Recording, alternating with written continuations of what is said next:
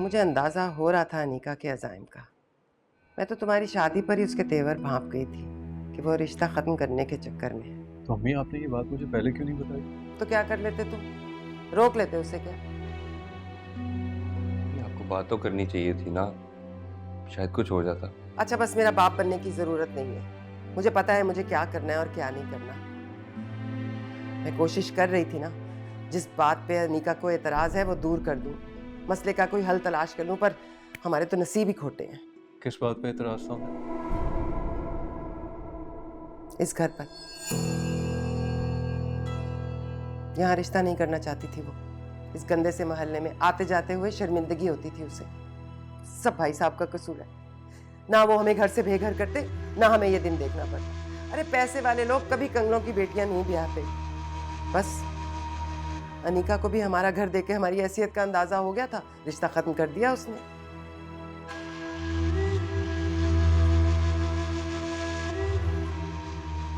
बेटा इसीलिए मैं तुम्हें कह रही थी अपने बाप से जाके बात करो। उन्हें कहो कि वो कोई हमारा ख्याल करे, हमें घर से बेघर ना करे।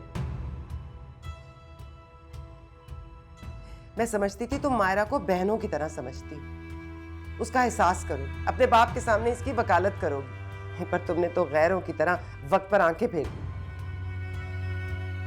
चाची मैंने आपको बताया। बस बस, बहुत सुन लिया मैंने तुम लोगों के बहाने। अब मुझे और कुछ नहीं सुनना। तुम लोग तो चाहते ही नहीं थे कि इसका अच्छी जगह पर रिश्ता हो। दाग लग गया अब मेरी बच्ची को, अब कौन करेगा इसके साथ शादी? भाई साहब को हमारे साथ ऐसा नहीं करना चाहिए था। खुद तो बेटी ब्याह के मजे से दुबई में बैठे अय्याशी कर रहे हैं और हम लोग यहाँ खुआर हो रहे हैं।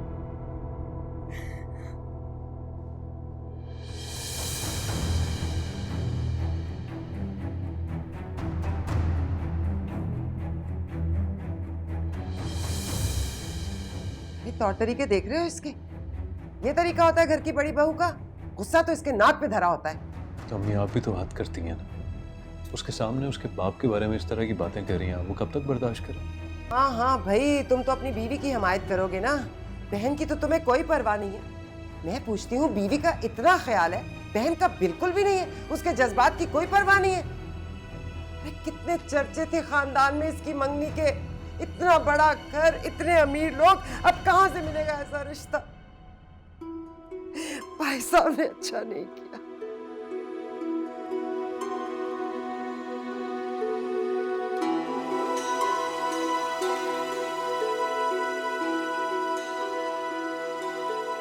क्या जरूरत थी तुम्हें वहां से इस तरह आने की? तो क्या करती? वहां खड़े रह के अपने अब्बू की बुराइयां सुनती मैं? अम्मी के मिजाज का पता है ना तुम्हें, तुम समझदारी से काम ले लेती। हद होती है हर बात की साथ। मायरा की मंगनी क्या मेरे अब्बू ने तोड़वाई है? हर बात के बीच में मेरे अब्बू कहाँ से आ जाते हैं? पहली बात कि अपनी आवाज नीचे रखो। दूसरी बात यह है कि अम्मी की बात गलत नहीं है, उनका मिजाज गलत हो सकता है।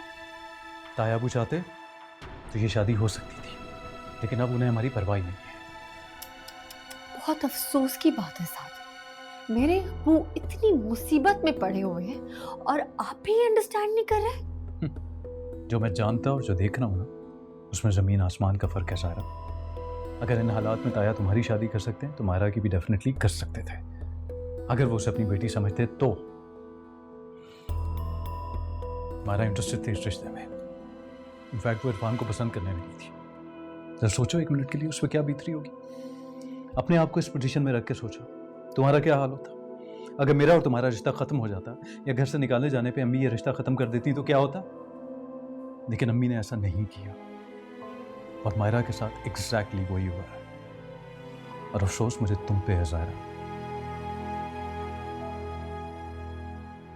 तुम भी मायरा के लिए कुछ नहीं कर सकी।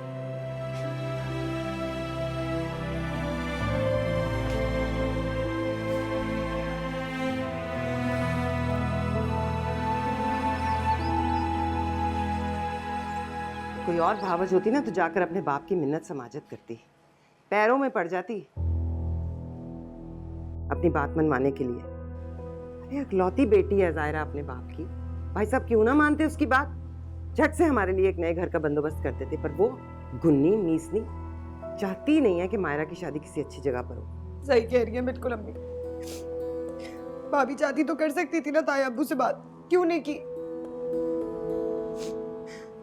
चाहती नहीं है मेरा घर बसे। इरफान के स्टेटस से उनको प्रॉब्लम है ना, जलती है उसकी दौलत से। अच्छा बस चुप कर जाओ, खबरदार जो मेरे सामने उन 9 दौलतियों की बात की। अरे इस काबिल ही नहीं थे वो। पता नहीं मेरी तो मत मारी की थी जो तेरा रिश्ता तेरी जिद पर आकर उनके साथ कर दिया। कहां से टकरा गया वो मनहूस इरफान तुझे और पागल हो गई उसके पीछे। तो अल्लाह का शुक्र है खानदान में किसी को पता नहीं कि इसकी पसंद का रिश्ता था। कैसी जगह हंसाई होती मेरी। ठीक कह रही हैं आप। मेरी सास तो मुझे ताने दे दे के ही मार देती। अपनी सास को तो तुम रहने ही दो, उन्हें हमसे खुदा वास्ते का बैर है। और फिर अम्मी किसी को पसंद करना कोई गलत बात तो नहीं है, पर अगला इस काबिल भी तो हो।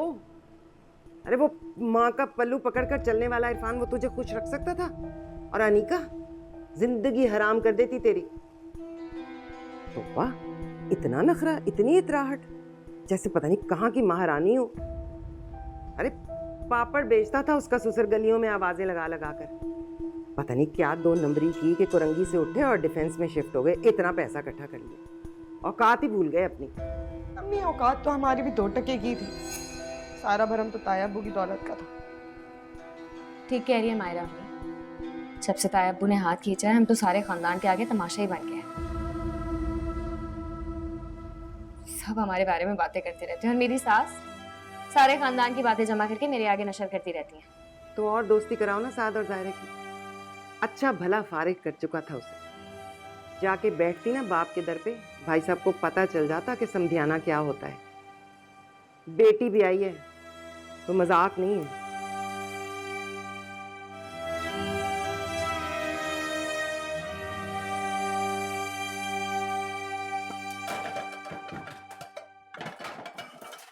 ये बर्तन भी हैं।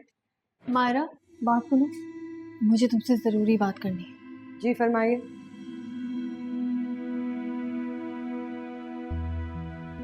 तुम मुझे गलत समझ रही हो। तुम बिल्कुल मेरी छोटी बहनों की तरह हो। मुझे बहुत दुख है कि तुम्हारी मंगनी टूट गई। मैं क्यों नहीं चाहूंगी कि तुम्हारा घर बसे। आप छुप छुप के हमारी बातें सुनती हैं। तमीज नहीं सिखाई किसी ने आपको? नहीं, मैं तो नहीं वो मैं क्या, जितना हम आपका लिहाज करते हैं उतना आप हमारे सर पे चढ़ेंगे हैं। क्या समझते हैं सर खरीद गुलाम है हम आपके? जो आप कहेंगी वो होगा, जो आप चाहेंगी वो होगा, कोई कुछ नहीं कहेगा आपको। हाँ, ताया अब्बू की बेटी जो है आप। क्या हुआ, क्यों चिल्ला रही हो? पूछे अपनी लाडली बहू से क्यों चिल्ला रही हूँ मैं। कान लगा के छुप छुप के हमारी बातें सुनती हैं और फिर सात भाई को हमारे खिलाफ भड़काती हैं। इनकी वजह से सात भाई दिन ब दिन हमसे दूर होते जा रहे हैं। चाची मेरा यकीन करें, मैं आप लोगों के खिलाफ साथ से कोई बात नहीं करती। मायरा तुम बात को गलत रंग दे रही हो। अरे ये क्या गलत रंग देगी, गलती तो मुझसे हुई है बीबी, जो मैं तुम्हें ब्याह कर ले आई। मैं भी कहूँ मेरा बेटा जो मेरी जरा सी नाराजगी बर्दाश्त नहीं करता था, मुझसे बदजन क्यों होता जा रहा है। अब पता चला बहू रानी उसके कान भर रही थी, भड़का रही थी उसको। एक बात कान खोल कर सुन लो, तुम साथ को मुझसे बदगुमान नहीं कर सकती। अरे वो और लड़के होते होंगे जो बीवियों के कहने में आके माओ के खिलाफ हो जाते हैं। मेरा बेटा बीवी को छोड़ देगा, अपनी माँ के खिलाफ नहीं होगा, समझी?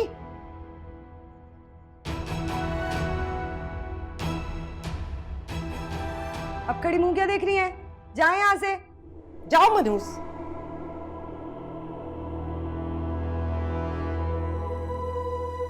मनहूस सूरत खराब कर दिया है।